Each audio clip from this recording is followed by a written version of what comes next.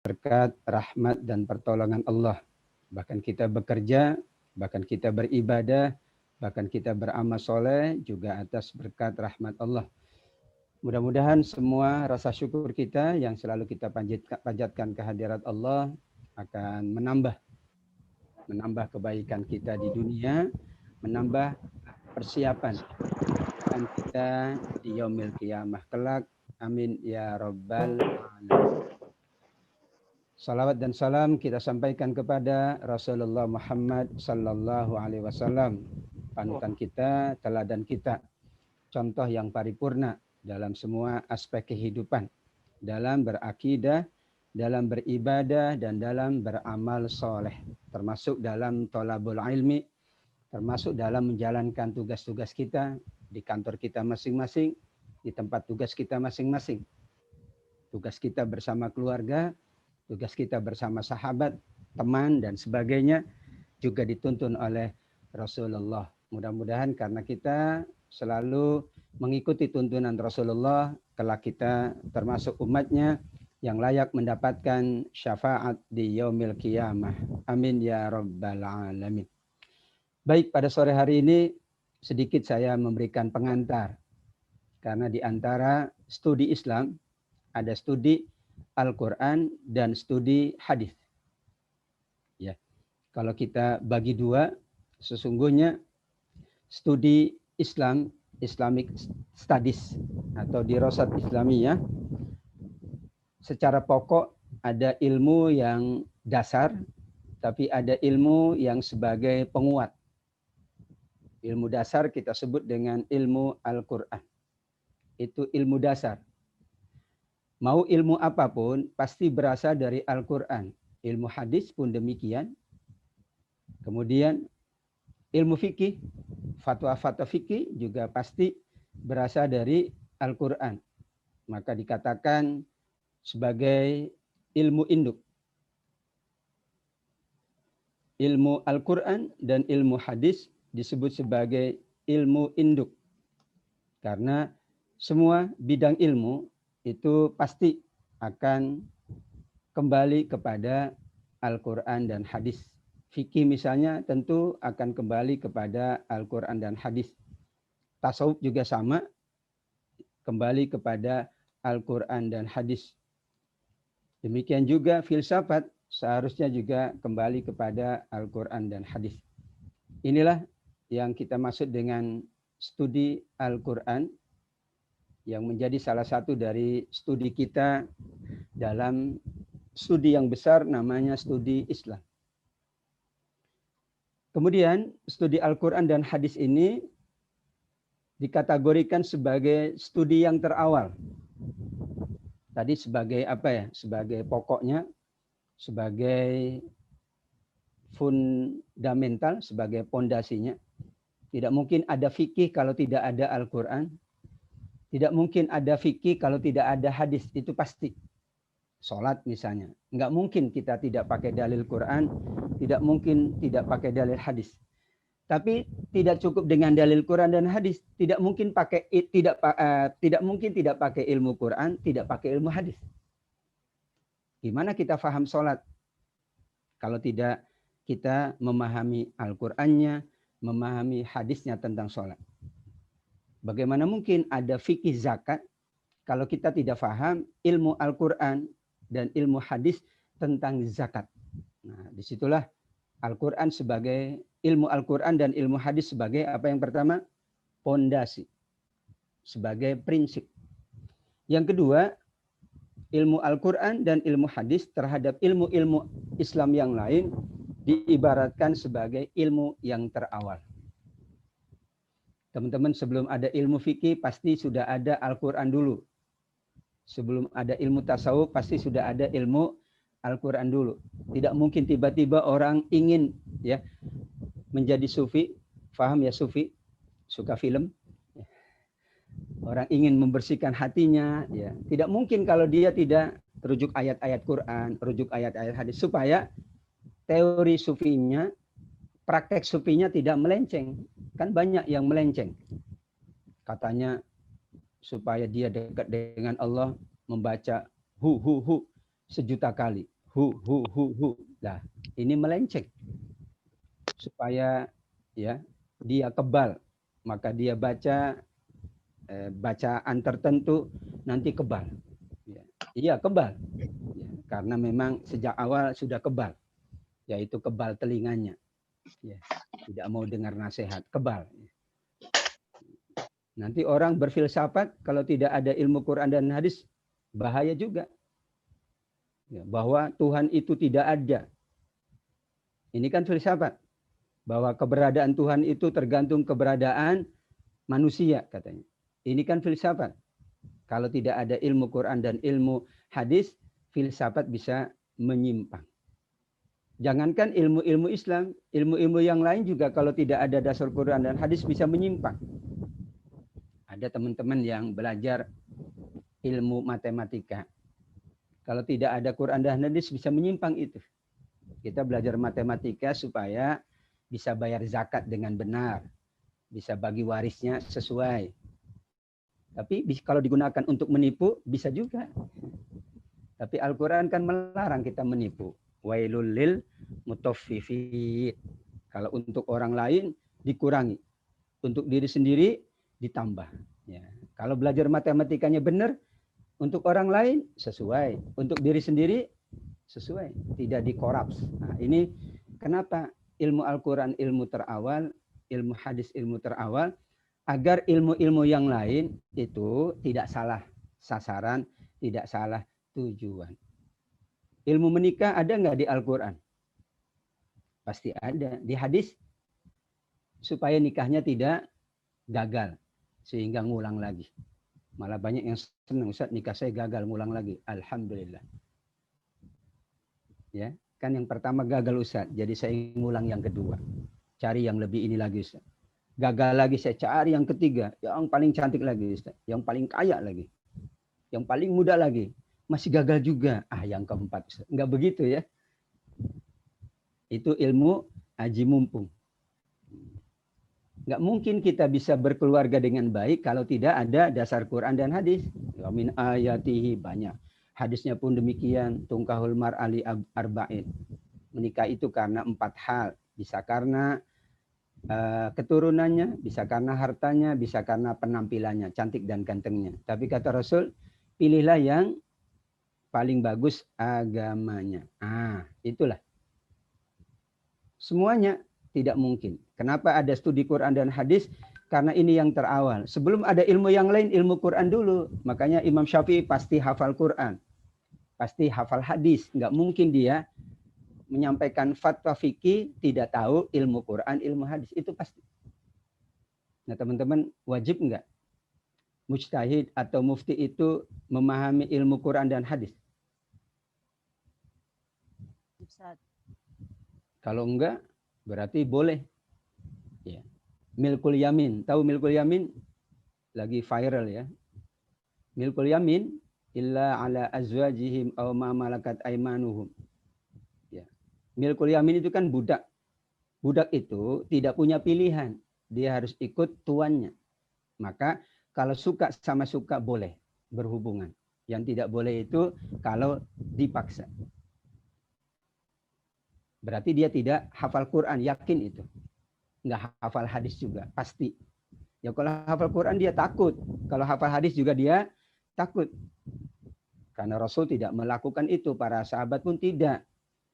Budak itu dulu ada budak. Ya, tahun ke-5 Hijriah dihapuskan. Ini IRT dianggapnya budak. TKW dianggapnya bukan. Nah, itu salah kaprah. Nah, itulah yang kedua, urgensi studi Quran dan hadis karena tidak mungkin ada ilmu-ilmu yang lain sebelum ada ilmu Al-Quran dan hadis. Semua para ulama fikih, para ulama tasawuf, para ulama, bahkan ulama kedokteran dahulu, Ibnu Sina, itu pasti dia ngerti Quran, ngerti hadis. Yang jadi masalah sekarang, tidak banyak yang ngerti Quran, ngerti hadis. Jadi gimana hasilnya? Ini di era COVID ini ternyata kata pengadilan agama ya Pak Kun ya, perceraian itu meningkat. Tapi lucu kalau menurut saya ya Mas Agung. Karena alasannya COVID Pak. Kok cerai? Kan COVID Pak. Lah Apa hubungannya COVID sama cerai gitu? Bilang aja memang dari awal nggak siap. Nah itu. Sebelum COVID juga ada perceraian. Sekarang kan COVID, kita kena PHK Ustaz. Lah dulu ada sahabat namanya Abu Dzar, ada sahabat namanya Bilal. Emang punya pekerjaan tetap? Enggak punya. Tapi keluarganya baik. Berarti bukan karena COVID, bukan. Itu menjadi alasan kita aja, kan alasan selalu. COVID Pak, iya. Kalau alasannya COVID terus, kapan kita mau ngaji? Mau sholat COVID. Kan bisa di rumah sholatnya. Kecuali zona hijau masjidnya. Jadi disinilah pentingnya ilmu Al-Quran. Yang terakhir, yang ketiga, sebelum nanti ada pemakalah yang menyampaikan, apa urgensi studi Quran dan studi hadis? Karena bagaimanapun agungnya ilmu-ilmu yang lain, berkembangnya ilmu-ilmu yang lain, tidak mungkin ya berkembang, tidak mungkin ya mencapai perluasannya kalau tidak diawali dari ilmu Al-Quran dan ilmu hadis. Ada dalam ilmu fikih namanya istihsan. Ada istihsan? Ada kan? Kalau kita memandang baik, maka itu baik dilakukan. Meskipun tidak ada dalil secara langsung dari Quran dan hadis. Tapi tidak berarti bahwa itu menurut logika kita saja, tidak. Tapi kita merujuk kepada apa? Nilai Quran dan nilai hadis. Jadi Quran itu ada dua. Ada teks dan ada nilai. Teman-teman, narkoba itu di Al-Quran ada nggak? Mbak Monika, ada? Ada nggak? Seperti kalau narkoba di Al-Quran ada nggak? Mas Chandra? Nggak ada, Sat. Narkobanya. Narkoba nggak ada di hadis. Nggak ada. Sampai ada mengatakan narkoba nggak haram. Karena nggak di Quran dan hadis. Nah, ini nggak paham. Dia paham Quran itu hanya teks saja. Hadis itu hanya teks. Nggak ada nilainya. Apa nilainya? Yaitu qiyas. Disamakan dengan khomer. Karena sama-sama merusak, memabukkan. Nanti ada lagi pil ekstasi. Nggak ada di Quran. Ekstasi. Cari ekstasi. Nggak ada. Terorisme nggak ada di Al-Quran tuh. Nggak ada. Pasti nggak ada di hadis. Cari teroris, coba browsing. Nggak akan ada. Tapi nilai ya merusak lingkungan. Membunuh tanpa sebab. Ya, mengganggu. Itu semuanya nilai Al-Quran. Al-Quran sebagai rahmatan lil alamin. Islam ini. Nah, kalau kita tidak mempelajari Al-Quran dan hadis, kita tidak tahu nilai. Mungkin teksnya saja tahu. Karena banyak perkembangan sekarang yang kalau kita cari di Al-Quran nggak ada, di hadis nggak ada. Tapi nilainya ada. Apa nilai itu ya bahasa kitanya ya? Spiritnya mungkinlah. Maksud. Ya, maksudnya, makosidnya. Jadi Al-Quran ada dua, ada yang tekstual, ada yang kontekstual. Kontekstual itu bisa ya, berdasarkan istihsan, kias. Oh iya, dulu begini, sama. Ya. Misalnya banyak sekarang. Sholat pakai masker itu boleh apa enggak? Kan di Al-Quran enggak ada, yang enggak ada.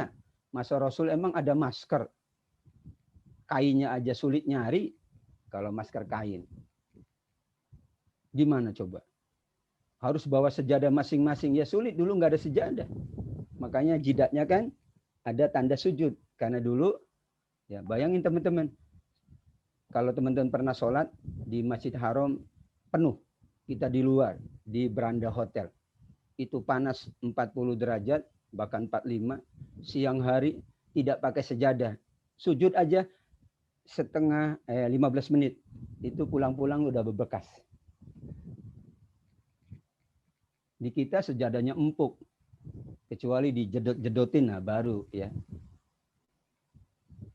Ya itulah bukan teks. Teksnya ada, tapi ada konteks. Nilainya. Bukan berarti min asari sujud itu harus membekas. Ustaz saya sholat terus kok nggak ada bekasnya. Nggak harus, Allah Maha tahu.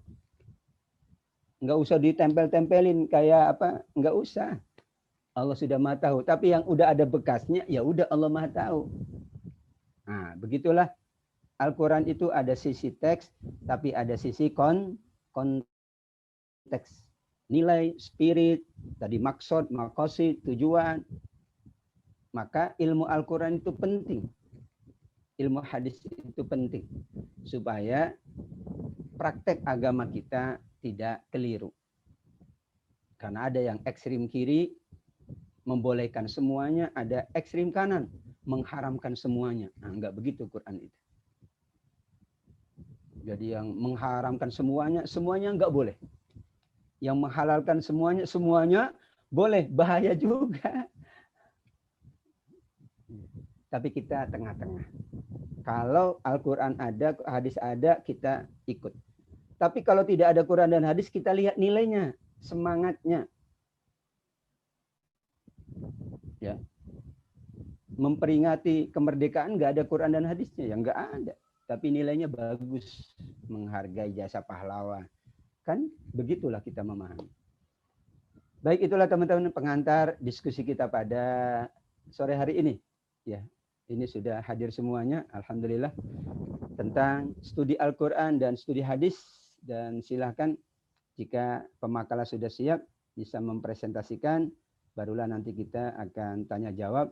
Atau mungkin ada yang ditanyakan dulu terkait tiga tadi ya, tiga urgensi atau keutamaan studi Al-Quran, studi hadis Rasulullah Sallallahu Alaihi Wasallam. Ada yang mau ditanyakan? Ini Sat, mau nambahin aja informasi. Kemarin di pertemuan sebelumnya kita juga sempat bingung gitu Sat. Ini studi Islam ini ranahnya kemana pembahasannya gitu. Jadi masih bingung dan insya Allah alhamdulillah mulai tergambarkan gitu. Karena kemarin kita berpatokan kita ngambil dari RPS rencana pembelajaran aja itu jenisnya macam-macam, ke arah inilah, ke arah itulah di studi Islam. Jadi kemarin masih bingung, masih apa sih ranahnya gitu. Ya, alhamdulillah sudah mulai tergambarkan tadi yang antum sampaikan. Baik, tapi sebelumnya kan di awal kita sudah bahas gitu ya. Kira-kira yang kita akan rencanakan itu apa? Misalnya tentang urgensi studi Islam. Kenapa sih kita mempelajari Islam? Supaya tadi kan kita lengkap, agama kita bagus, akhlak kita lurus kan gitu. Yang kedua kan sejarahnya. Sejarah awal, studi Quran, studi hadis. Nanti ada studi fikih, studi filsafat, studi tasawuf. Semuanya kan studi Islam. Karena Islam ini terlalu luas, sebetulnya tidak cukup dengan satu semester. Tapi yang poin-poin penting saja, yang garis besarnya saja. Karena tujuannya adalah kita memahami Islam secara komprehensif. Terus terang Islam sekarang dipertaruhkan. Banyak yang memeluk Islam, banyak juga yang semakin curiga sama Islam. Maka kita harus menyampaikan Islam, udah sebaik-baiknya. Dulu orang masuk Islam karena sholatnya, karena perintah puasanya, atau karena apanya?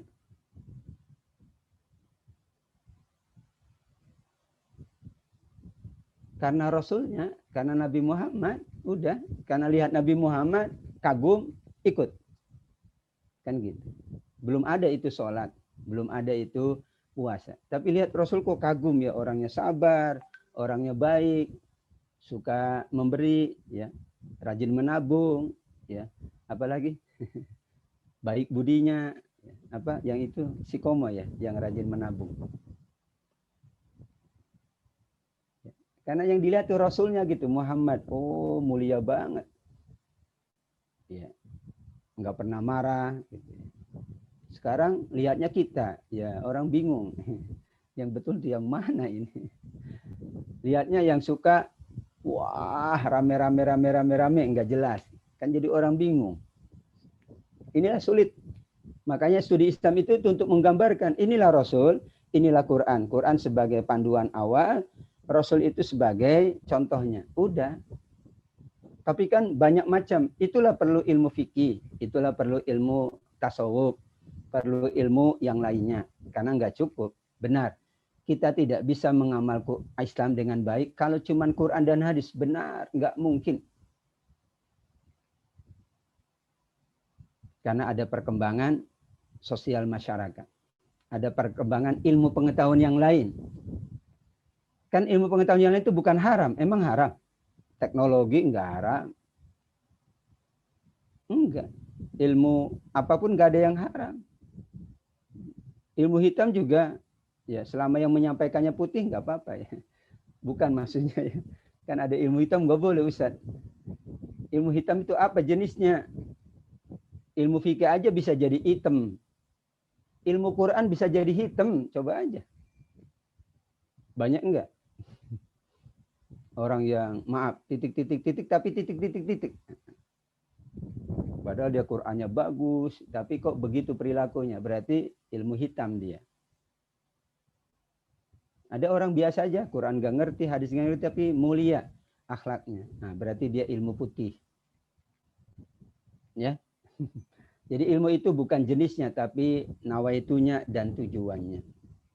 Kalau jenisnya, semua dari Allah. Subhanaka la ilma lana illa ma 'allamtana. Ilmu statistik dari siapa? Dari Allah. Ilmu akuntansi dari Allah. Ini ilmu yang kerja di kantor, ngolah data dari Allah.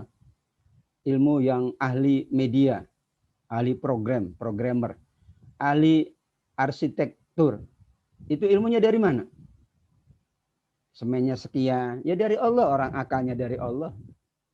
Tapi kan tidak ada di Al-Quran, tidak ada hadis. Iya, tapi kan ilmu itu semuanya datang dari Allah.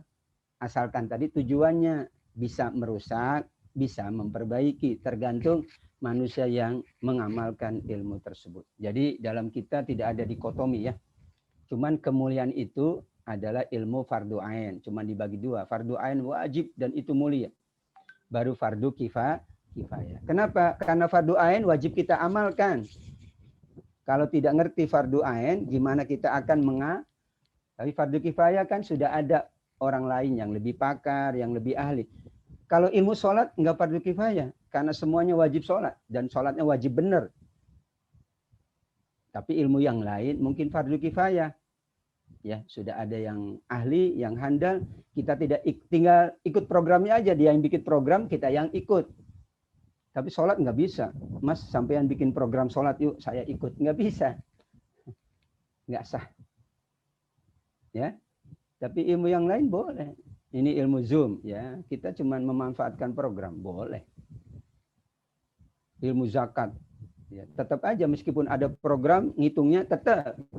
Bagaimanapun kita harus mengamalkan dengan sebaik-baiknya. Itu Mas Salman. Ada pertanyaan lain? Syukron, Ustaz. Naam. Halo, ada yang bertanya lagi? Masih hidup ya? Masih hidup kan? Nah, jangan sampai nggak hidup. Aman, Ustaz. Baik banget. Kenapa saya bilang masih hidup? Coba teman-teman baca doa sebelum tidur apa? Apa doa sebelum tidur? Artinya apa? Dengan menyebut nama Allah kami hidup dan kami mati. Oh, emang mau mati? Kan mau tidur. Tapi kenapa doanya kok mau mati? Ya Allah, dengan namamu aku hidup dan aku mati. Loh, kita mau tidur kok dibilang mau mati. Makanya ditanya kalau orang tidur itu hidup apa enggak. Nah, jangan-jangan enggak hidup. Tapi itu doanya luar biasa ya. Tidur itu ya digambarkan oleh Rasul seperti orang mati. Maka di Al-Qur'an kata mati belum tentu itu artinya nyawanya hilang.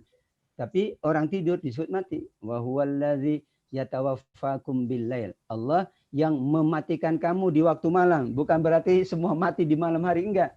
Yang menidurkanmu.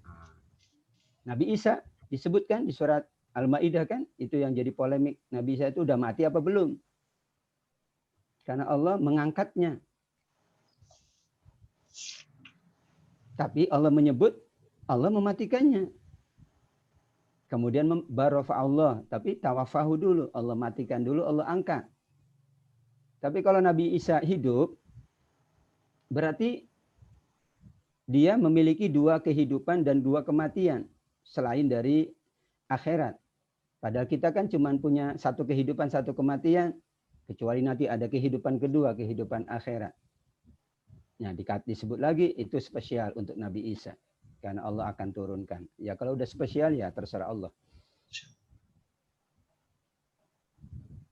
Oke, ada yang bertanya lagi?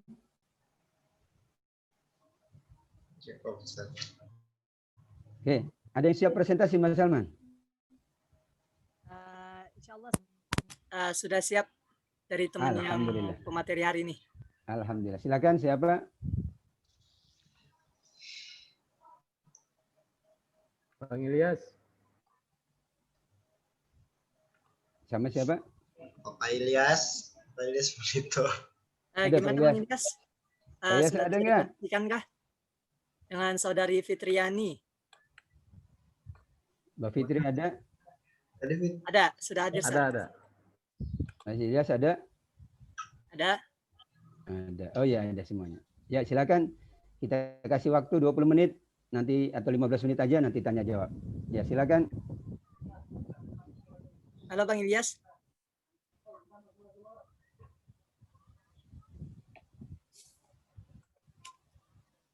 Beliau ada tapi seperti enggak ada ini. Pak Ilyas ada? Oh, naik motor beliau nih. Masya Allah, dalam perjalanan kemana nih? Hati-hati. Ke rumah Ustaz. Apaan? Ke rumah. Dari ini tugas. Iya. Bisa enggak presentasinya? Insya Allah lah. Melipir dulu. Mbak Fitri ini. Iya.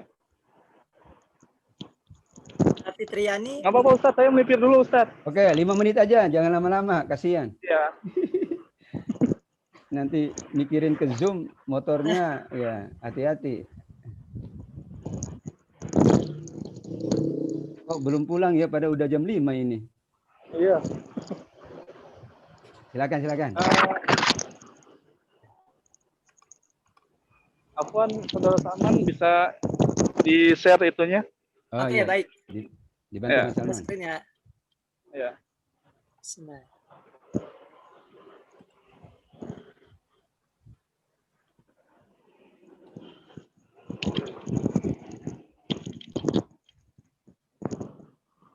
Ini mujahadah dalam menuntut ilmu, Mas Ilyas, hebat. Ya. Yang itu aja PowerPoint-nya aja. Kalau untuk PowerPoint bentar ya, masih proses dulu, bentar. Kalau sambil berjalan nggak apa-apa.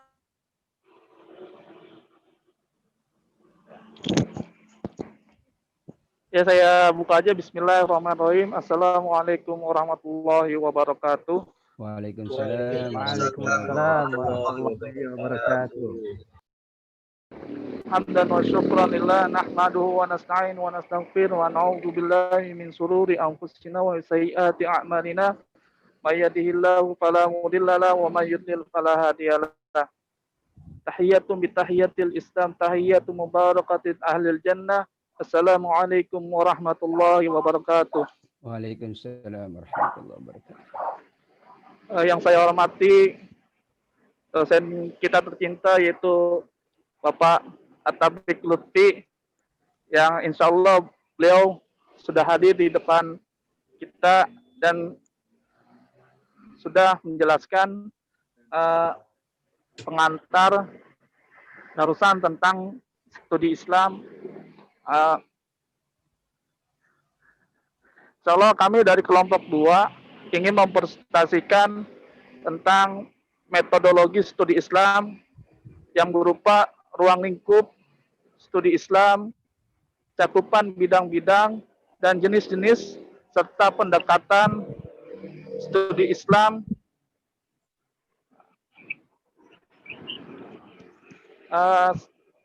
Selanjutnya, apa sih yang dimaksud dengan studi Islam? Studi Islam secara material yaitu ruang lingkup studi Islam dalam tradisi sarjana barat. Jadi pembahasan ini mengenai pembahasan wilayah, keyakinan, dan pemahaman. Pembahasan ini melalui teori-teori keilmuan, yaitu teori-teori pada lapisan-lapisan tentang pemahaman-pemahaman untuk memahami suatu kajian dan pemahaman terhadap suatu ilmu, di mana ilmu tersebut bisa kita kaji, kita pahami, kita mengerti, dan kita amalkan untuk menuju suatu kebaikan atau kemanfaatan bagi orang lain. Selanjutnya,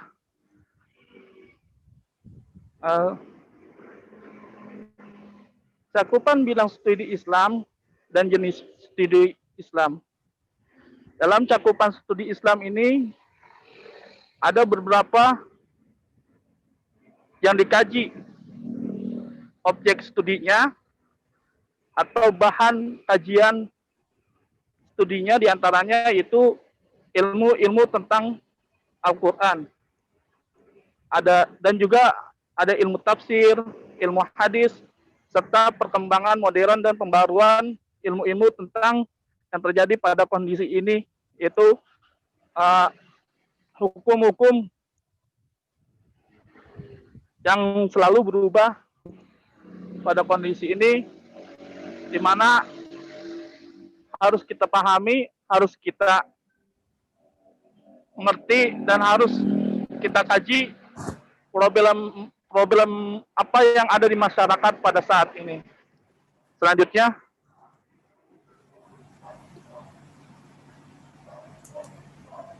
jenis-jenis studi Islam. Jadi dalam pembahasan studi Islam ini kita mengenal tentang jenis-jenisnya. Jenis-jenisnya ini ada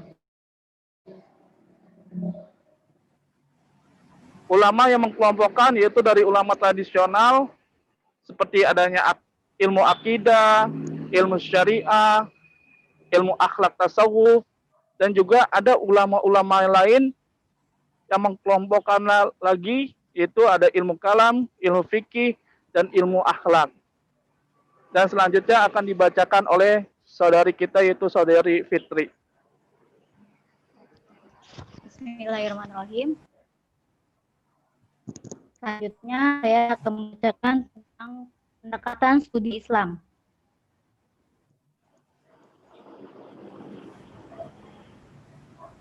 Kehadiran agama merupakan solusi dalam memecahkan berbagai masalah yang dihadapi manusia.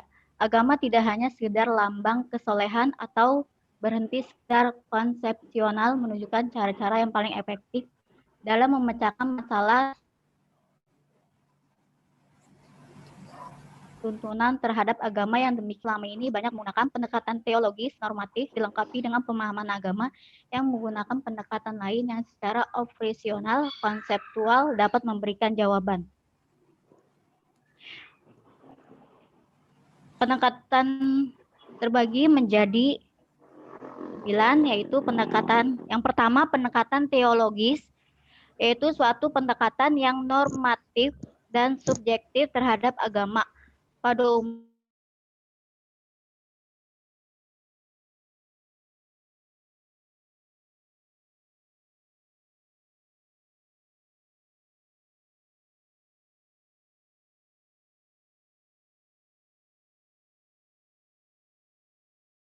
sebagai salah satu upaya memahami agama dengan cara melihat wujud praktik keagamaan yang tumbuh dan berkembang dalam masyarakat.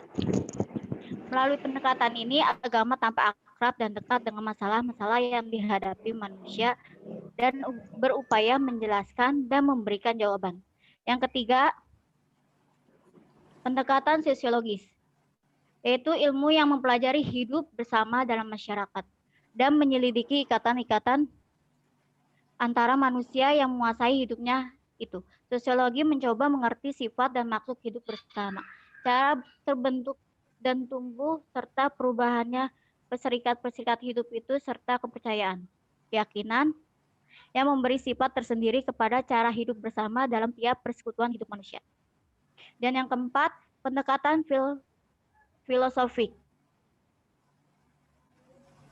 yaitu melihat suatu permasalahan dari sudut tinjauan filsafat dan berusaha untuk menjawab dan memecahkan permasalahan itu dengan menggunakan metode analisis spekulatif. Dan kelima, pendekatan historis. Suatu ilmu yang di dalamnya dibahas berbagai peristiwa dengan memperhatikan unsur tempat, waktu, objek, latar belakang, dan pelaku peristiwa tersebut.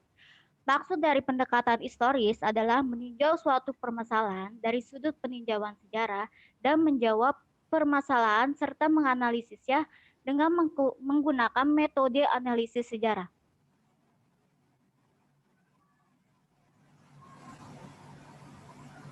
Pendekatan kebudayaan adalah hasil daya cipta dengan menggunakan dan menggerakkan segenap potensi batin yang dimilikinya. Di dalam kebudayaan terdapat pengetahuan, keyakinan, seni, moral, adat istiadat, dan sebagainya.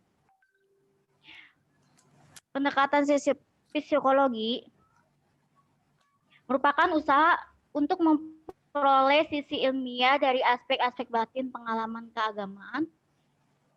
Psikologi atau ilmu jiwa adalah ilmu yang mempelajari jiwa seseorang melalui gejala berlaku yang dapat diamati.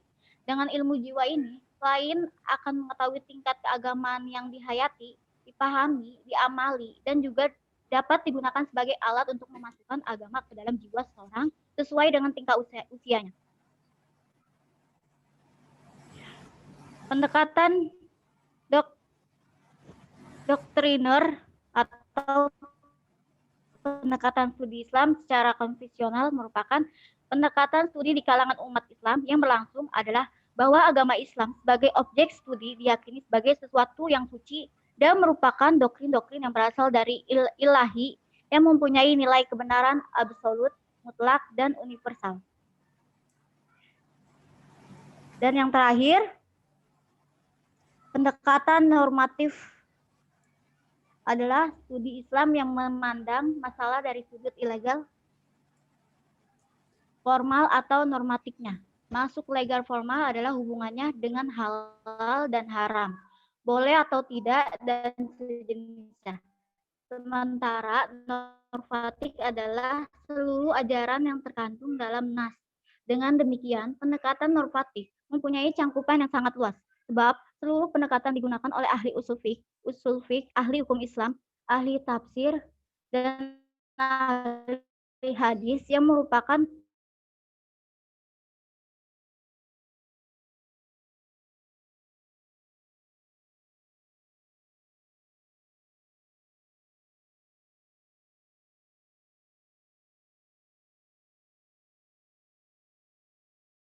maka dapat kita ketahui bahwa ruang lingkup studi Islam merupakan produk sejarah, misalnya tentang fikih atau masyhab, tasawuf atau sufi, filsafat atau kalam, seni atau arsitektur Islam, budaya atau Islam, dan pembagiannya secara garis besar cangkupan jenis ruang lingkup studi Islam meliputi akidah, syariah, akhlak, dan bagian-bagian pembahasan.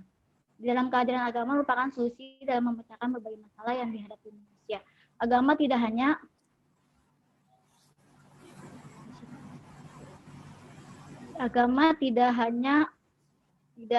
merupakan solusi dalam memecahkan berbagai masalah yang dihadapi manusia. Agama tidak hanya sekedar lambang kesolehan atau berhenti sekedar konvensional menunjukkan cara-cara yang paling efektif dalam memecahkan masalah. Sekian dari kelompok kami. Waktunya sesi tanya jawab. Ada yang mau bertanya?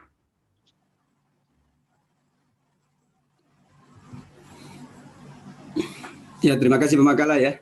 Tadi ada pengelompokan bidang ilmu, ada jenis-jenisnya, dan terakhir tadi pendekatan. Itu yang paling banyak kan pendekatan. Silakan kalau pendekatan PDKT itu milih ya. Mau historis, sosiologis, mau tadi apa namanya doktrin dan lain sebagainya. Tapi tergantung keadaan pendekatan itu. Kalau di level anak-anak mungkin doktrin, ya, dogmatis. Di orang dewasa tentu ada historis misalnya, atau pendekatan yang bersifat afirmatif misalnya, konfirmasi dan lain sebagainya. Itu kan pendekatan. Sudah 3 pembahasan pokok sebetulnya yang disampaikan, sudah bagus ya. tentang jenis-jenis ilmu tadi pembidangannya. Kalau teman-teman tahu di kampus itu kan ada akreditasi BAN-PT. Itu nama fakultas, nama prodi, itu harus sesuai dengan BAN-PT.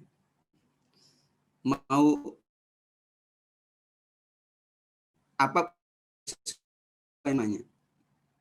Karena berpengaruh pada keberlanjutan dari universitas tersebut. Ditambah dengan berpengaruh pada nilai nanti, nilai akreditasi. Kalau rendah tidak bisa lanjut. Apalagi sekian lama tetap saja nilainya itu di bawah standar, maka tidak lanjut. Kalaupun lanjut, ijazahnya tidak boleh diakui atau tidak boleh mengeluarkan ijazah. Nah, itu juga repot. Pembidangan ilmu. Ya, itu penting juga dalam dunia akademik sekarang. Pendekatan tadi disampaikan.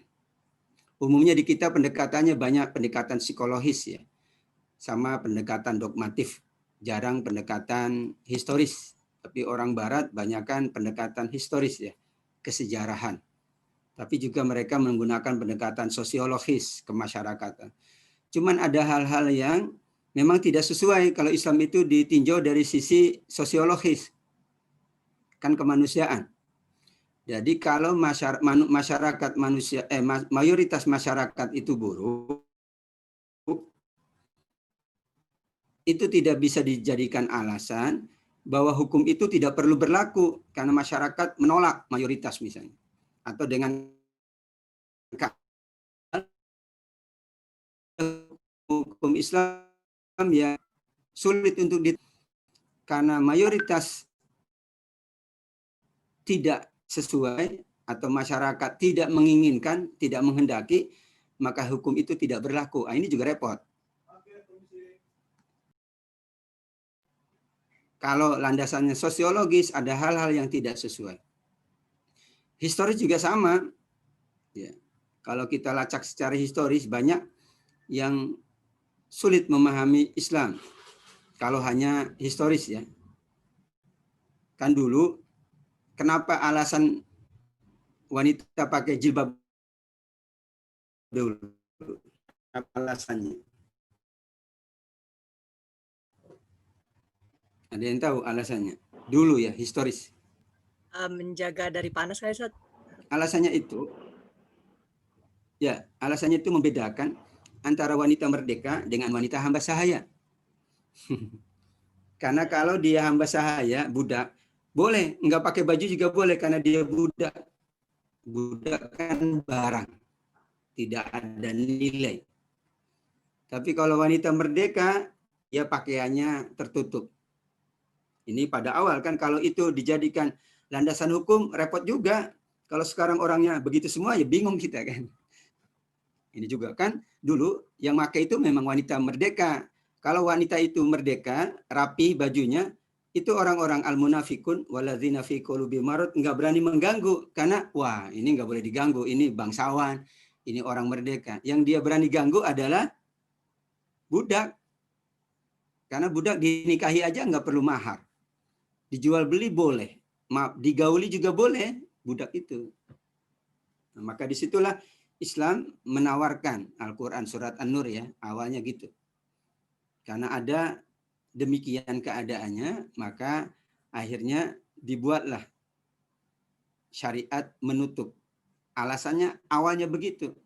Nah sekarang alasannya kan, kedua alasannya supaya tidak ada fitnah. Ya kalau saya ketemu orang nggak ada fitnah, ya boleh dong saya buka-buka. Kan dia nggak fitnah. Boleh nggak? Saya ketemunya kan Mas Salman. Ya, soleh. Kan dia nggak mungkin macam-macamin saya. Boleh nggak? Kan yang lihat Pak Atabik nggak apa-apa kan gitu. Nggak bisa gitu ya. Dulu kan historis ini. Ada tataran historis yang memang sulit kita terapkan di masa ini. Jadi tujuan historis itu adalah untuk mengetahui perkembangan syariat. Ini dulu begini, terus berkembang. Dulu sholat cuma 2 rakaat, terus ya puasa itu dulu tahun pertama boleh puasa, boleh tidak, opsional misalnya. Nah, itu kita paham. Oke, silakan ditanyakan ke Pak Ilyas dan Mbak Fitri jika ada yang ditanyakan. Silakan kepada teman-teman. Pak Ilyas. Ya Pak, Sudah Ustadz. sampai rumah.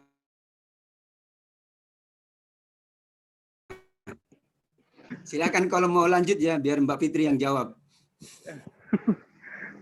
Biarin Pak, biar ada temennya. Oke, silakan. Ada yang mau bertanya, teman-teman?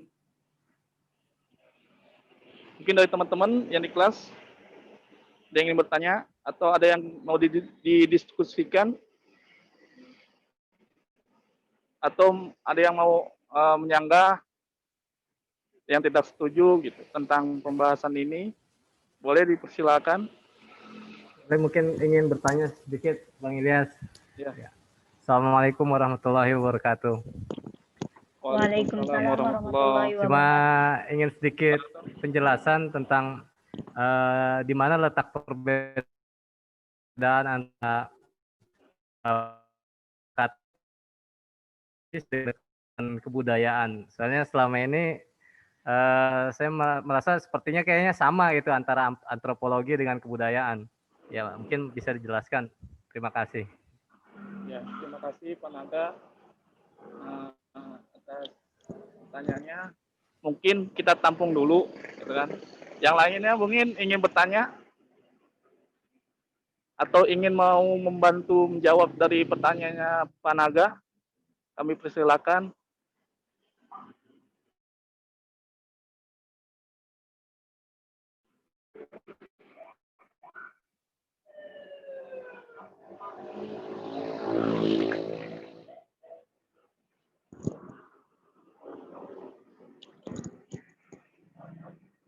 Teman-teman yang lain, tidak ada yang mau bertanya? Saya mau nanya dong. Ya, boleh. Silakan Saudara Chandra. Dalam misalkan kita mengajarkan kepada orang-orang awam yang tentang Islam gitu. Nah, apa langkah atau ilmu apa dulu yang harus diajarkan kepada orang-orang awam ini? Apakah harus ibadahnya dulu, atau akidahnya dulu, atau tentang ketuhanan dulu, atau gimana? Mohon maaf, kurang jelas pertanyaannya. Bisa diulang? Ketika kita mengajarkan kepada orang-orang yang awam tentang Islam gitu. Nah, ilmu apa dulu nih yang kita ajarkan? Apakah masalah ibadahnya dulu, atau akidahnya dulu, atau belajar Allah dulu, atau tentang ketuhanan? Ya. Terima kasih pada Saudara Chandra atas pertanyaannya. Mungkin ada yang lain yang ingin bertanya, teman-teman yang ada di kelas, kami persilakan, atau ingin mau membantu menjawab sedikit demi sedikit pertanyaan yang kami belum jawab.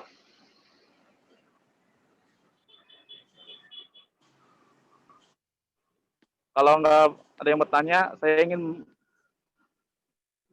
mau jawab pertanyaan dari Pak Naga. Apa sih perbedaannya antara pendekatan antropologis dan pendekatan kebudayaan? Jadi, kalau dilihat dari sisi makna, itu sama, artinya sama. Tapi kalau dijabarkan lagi, pengertian antara antropologis dan kebudayaan itu berbeda. Gitu. Jadi di sini antropologis itu berkorelasi atau kenyataannya itu tentang etos kerja, semangat kerja, perkembangan suatu ekonomi atau masyarakat. Jadi antropologis ini kalau dilihat dari studi Islamnya itu bagaimana etos kerjanya, semangat kerjanya dalam mencari rezeki kepada Allah Subhanahu wa taala dan juga bergaul terhadap masyarakat yang ada pada daerah tersebut gitu. Sedangkan kebudayaan itu memiliki makna yang berkaitan tentang keyakinan. Jadi kebudayaan itu keyakinan, seni, moral, dan adat istiadat. Jadi perbedaannya itu kalau secara makna itu jelas berbeda. Kalau pendekatan kebudayaan, contohnya pada saat penyebaran Islam di tanah Jawa, itu para wali songo atau wali 9 itu bukan mengajarkan tentang ilmu ketahuitan, ilmu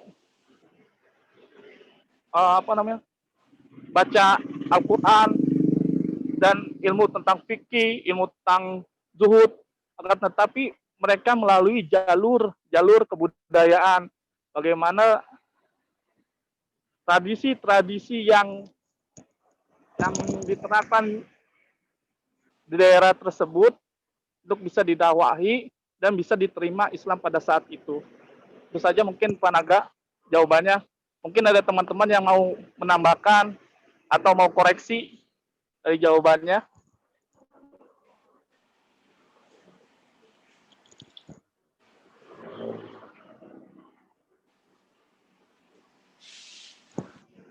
Kalau tidak ada, saya lanjut ke pertanyaan Saudara Chandra. Apa sih yang diajarkan ya? Yang pertama kali, Nabi Muhammad SAW diutus itu bukan untuk mengajarkan sholat, bukan untuk mengubah suatu kaum biar lebih baik, atau bukan untuk mengajarkan bagaimana orang itu dekat kepada Allah Subhanahu wa taala, akan tetapi dalam hadisnya innamal bu'istu liutamima makarimal akhlak. Jadi awal mula dakwah Rasulullah Sallallahu Alaihi Wasallam bukan untuk mengenal Allah, akan tetapi dia ingin memperbaiki akhlaknya dulu. Baru setelah itu dia ingin mengenalkan tauhidnya atau keesaan Allah. Baru dia mempelajari atau memberikan pelajaran-pelajaran tentang bagaimana hukum halal atau haramnya, sampai bagaimana tata cara kenegaraan di suatu daerah tersebut. Itu jadi awal mula seseorang yang ingin diajarkan, yang pertama ya ada akhlak, karena akhlak itu sikap dari kemuliaan. Kalau orang berilmu tanpa akhlak itu rusak, gitu.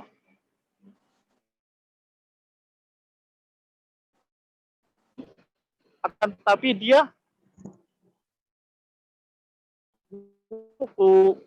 dalam tata cara ibadah atau tata cara beradaptasi dalam masyarakat tersebut. Itu saja. Mungkin ada yang ingin menambahkan dari teman-teman? Sedikit coba mau menambahkan. Yang bertanya sudah puas? Mas Salman tambahin. Oke, sedikit. Kalau menurut saya ketika kita berpatokan kepada makarimal akhlak ini kan konteksnya sepertinya gitu ya. Ketika itu kan bangsa Arab memang sudah sejahil-jahilnya. Sehingga tujuan utama itu mengubah itu dulu.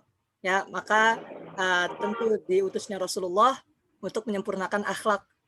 Ya, walaupun berusaha untuk menyempurnakan tujuannya. Nah, adapun untuk orang awam, berarti kan orang awam ini biasanya yang tadi Saudara Chandra tanyakan, pengetahuan agamanya mungkin masih minim dan lain sebagainya.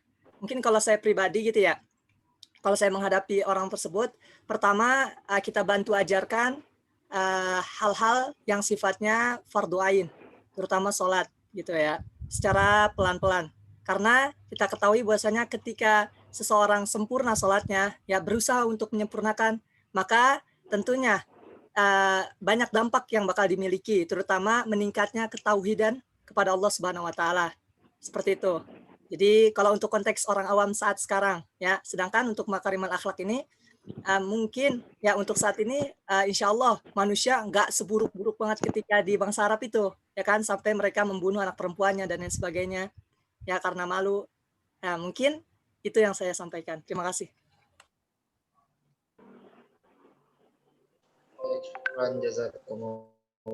Alhamdulillah. Terima kasih Saudara Salman atas tambahannya dan masukannya untuk menjawab dari Saudara Chandra. Ada lagi yang ingin bertanya? Boleh saya bertanya coba? Maaf.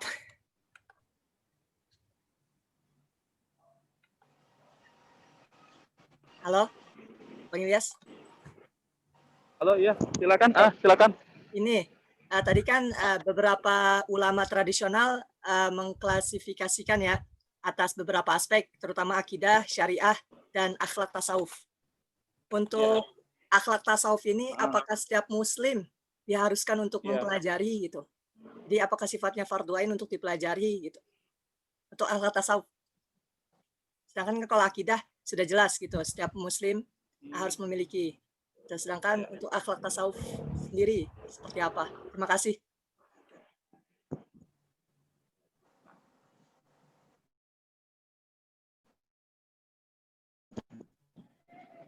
Ya, terima kasih. Itu mungkin saya ingin langsung menjawab. Jadi pesan Nabi kan sebenarnya sih taraktum fikum amrayn antadillu abadan, kitabullah wa sunnah Rasulullah sallallahu alaihi wasallam. Jadi jangan jauh-jauh dulu kita gitu. Maksudnya jangan jauh-jauh dulu kita mengenal agama Islam ini, tapi kita kaji dulu gitu. Awal mulanya kita kaji dulu itu taraktum fikum amrayn antadillu abada, kitabullah, itu Al-Qur'an. Al-Qur'an itu banyak ilmu-ilmu yang belum kita kaji gitu. Banyak ilmuwan-ilmuwan yang mengkaji pada saat ini yang tentu mereka masih memikirkan, contohnya afala yang duruna ila ibili kaifa khuliqat, bagaimana sih unta itu diciptakan gitu. Jangan jauh-jauh dulu kita mengenal Allah, tapi kita mengenal ciptaannya dulu gitu. Jangan jauh. Yang kedua yaitu sunnah. Nah, sunnah Rasulullah Sallallahu Alaihi Wasallam aja kita banyak yang masih kurang gitu, yang banyak belum mengikuti jejaknya. Contohnya aja kayak sholat, solu kama ra'aitumuni usolli. Apakah kita masih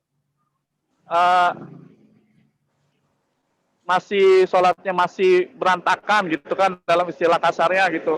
Apakah masih jauh dari sifat-sifat sholat Nabi? Apakah masih jauh-jauh dari sunnah-sunnahnya? Kan? Jangan jauh-jauh, karena ilmu tasawuf itu ilmu yang sudah ibarat kata makomnya itu yang benar-benar udah tahu gitu tentang dia itu punya ilmu tersebut dan punya hati bahwa Allah Subhanahu wa taala ya Tuhan sembahan kita. Karena kalau kita untuk mencapai makom tersebut, apa tempat tersebut itu ternyata kita itu belum atau berkurang lah, maksudnya kurang untuk di tempat tersebut. Akan tapi boleh kita pelajari, kan? Boleh kita pelajari, jangan sampai kita menyentuhkan atau memilih jalan yang tidak disyariatkan oleh Islam. Itu saja. Ya. Berarti kesimpulannya akhlak tasawuf ini sebaiknya dibelakangkan gitu. Jadi fokus ke Al-Quran dan hadis dulu yang pertama kita kuatkan fondasinya. Kalau tidak ada, mungkin ya bukan belakangkan, tapi sembari berjalan gitu. Jangan dibelakangkan, karena sembari berjalan kita itu perlu juga gitu, maksudnya tentang ilmu hati, ilmu tentang rasa gitu. Sampai berjalan, bukan untuk dibelakangkan, bukan. Yang penting kita tahu dulu gitu, maksudnya dua yang ditinggalkan ini aja belum kita kaji gitu kan. Apalagi kita sambil berjalan sajalah gitu ilmu tersebut. Itu saja. Alhamdulillah, makasih. Ya. Pak Ilyas, banyak ya yang disampaikan. Alhamdulillah, jazakumullah khair. Pertama sedikit nambahin. Tadi antara antropologi dengan budaya, apa sih pendekatan antropologis, pendekatan budaya? Antropologi kan termasuk di dalamnya, tadi sampaikan Pak Ilyas, termasuk di dalamnya budaya. Tapi antropologi lebih luas dari sekedar budaya. Di antropologi ada bidang yang tidak budaya, gitu ya. Maka pendekatan antropologi sesungguhnya lebih luas dari budaya. Ada pula yang membagi antropologi itu ada dua, antropologi sosial dan antropologi budaya. Berarti ketika bicara bidang budaya sudah lebih khusus daripada menyebut kata antropologi. Nah, pendekatan kepada agama memang bisa digunakan oleh itu. Karena banyak syariat umat terdahulu yang menjadi syariat kita. Jadi kita itu bukan satu-satunya, bukan pula ya, semua yang ada di Al-Quran dan hadis itu semuanya barang baru, banyak juga barang lama. Banyak nggak barang lama? Banyak. Khitan itu kan barang lama. Yang dulu diawali oleh Nabi Ibrahim. Haji sudah barang lama, dulu mereka tawaf. Dari zaman jahiliyah tawaf. Dari Nabi Ibrahim pun sama, ada sa'i. Ya. Yang diluruskan itu adalah nilainya, perilakunya. Nikah itu dari dulu syariat nikah, poligami juga dari dulu, cuman 100 gitu kan. Tidak ada batasan. Maka Islam meluruskan, membatasi supaya tidak berlebih-lebihan. Itu berarti pendekatannya pendekatan sosiologis, tapi ada pendekatan budaya. Pakaian itu budaya. Islam menyetujui pakaian yang menutup aurat. Berarti budaya boleh, asalkan sesuai dengan nilai Islam. Silakan, ini kerudungnya macam-macam, tidak harus hitam kan? Boleh merah putih, boleh juga. Boleh berwarna-warni, boleh kan? Boleh ya langsung sama baju. Sekarang ada baju, jilbab langsung dengan bajunya. Macam-macam lah. Tidak ada masalah, ini pendekatan budaya. Ya, berarti. Apakah harus pakai jubah? Nah, itu pendekatan budaya. Apakah harus pakai sorban? Pendekatan budaya. Sarung itu teman-teman bukan dari Indonesia. Cuman kita mengklaim budaya pesantren, padahal bukan, itu dari Yaman, dari India kan.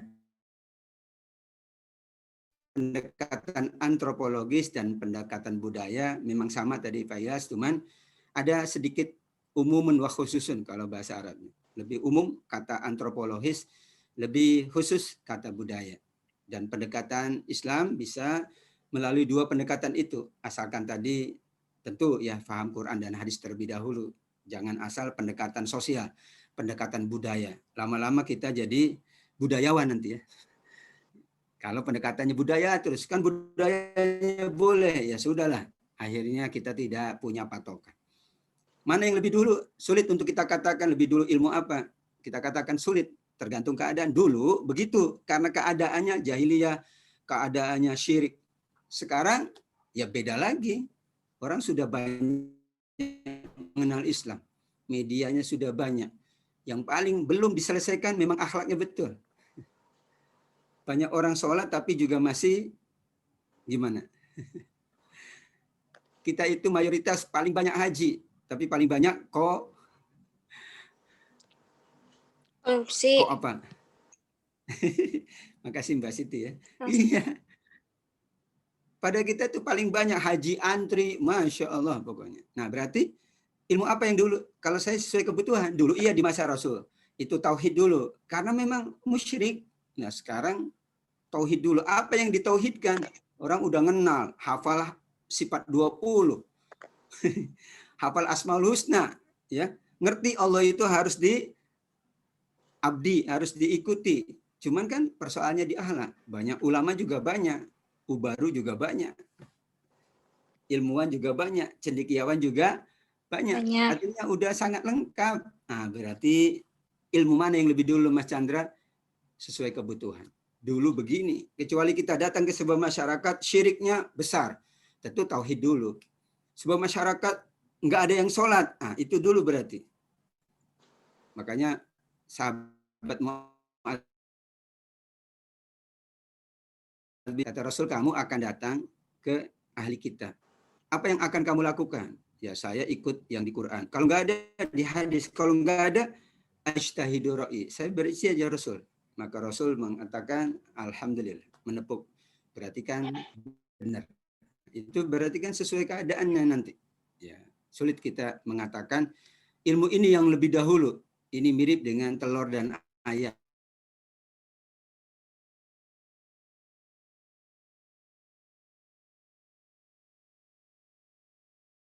Telur. Ya, pengen telurnya laku. Ya tergantung kan. Jadi dulu begitu. Apakah harus begitu? Enggak juga. Kalau harus begitu, wah kita ketinggalan zaman. Dulu kan ini Ustaz tauhid. Iya betul. Sekarang ini orang sudah tahu. Buktinya fulan-fulan sholat juga, tapi itu juga gitu. Berarti yang dibenahi apa? Kita tanya agamanya apa Mas? Islam. Wah Islam juga. Jadi bingung kita. Kan tauhidnya. Udah syahadat, udah. Setiap nikah syahadat lagi, ayo syahadat bersama. Ya, betul kan? Sholat juga pakai asyhadu an la ilaha illallah wa asyhadu anna muhammadar rasulullah. Tapi ternyata tadi betul Mas Ilyas ya yang sampaikan Mas Salman. Sulit mencari prioritas. Tapi kenapa akhlak ditekankan?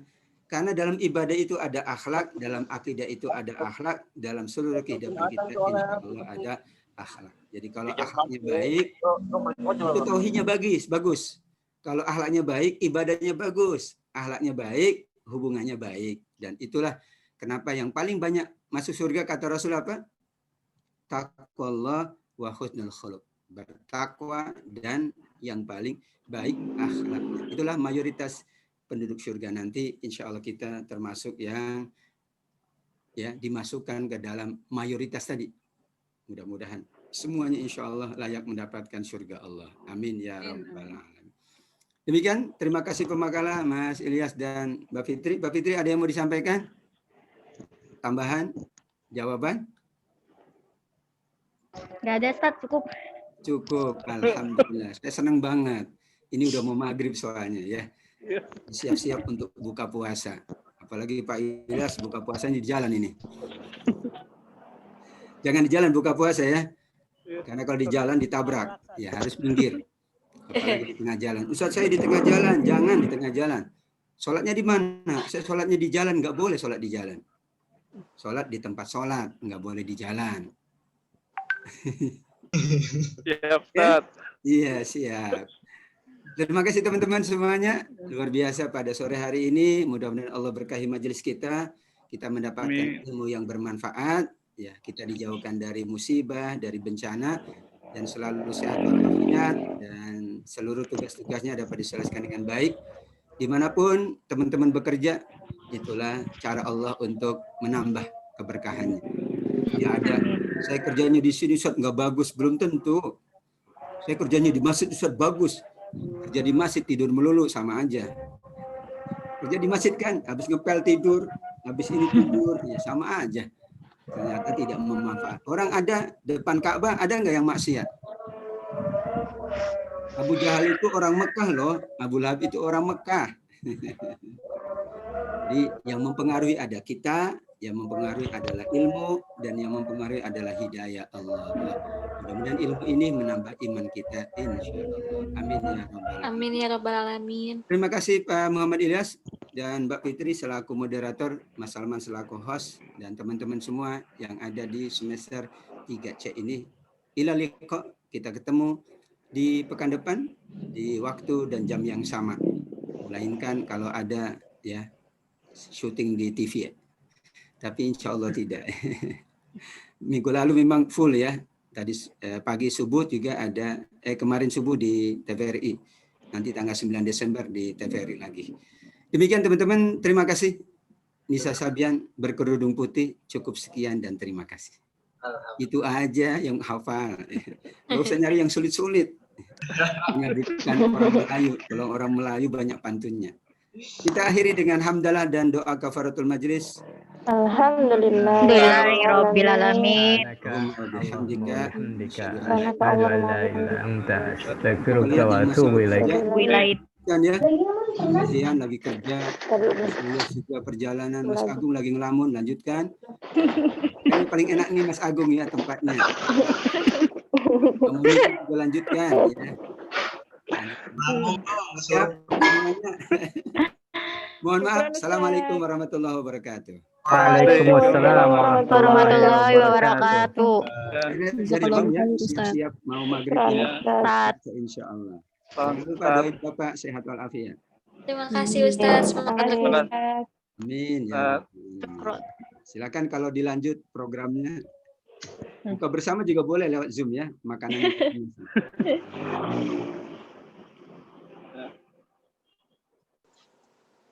Izin buka duluan ya. Sudah ya, sekian terima kasih. Saya juga ya. Ya, izin live ya. Oke, Bang Ilyas. Ya, udah sih. Nanti kalau ada pertanyaan nanti dilanjut sama Saudari Firti. Wassalamualaikum warahmatullahi wabarakatuh. Waalaikumsalam warahmatullahi wabarakatuh. Nanti untuk hadis diperhatikan ya jamnya. Bener, Yang pemateri 15. Pemateri biar kita Belan Salman, belan. nanti untuk yang diperhatikan untuk jadwal hadis, terutama yang pemateri gitu, biar kita nggak terlalu mundur gitu. Ya. 18-19 beneran? Mulainya? Apa? Mulainya biasa jam segitu, jam 15:20 lah. Cuman terutama yang pemateri dulu dah. Ya, namun diusahakan kita semua gabung. Ya, makasih. Siap. Ya, Siap. Sukses.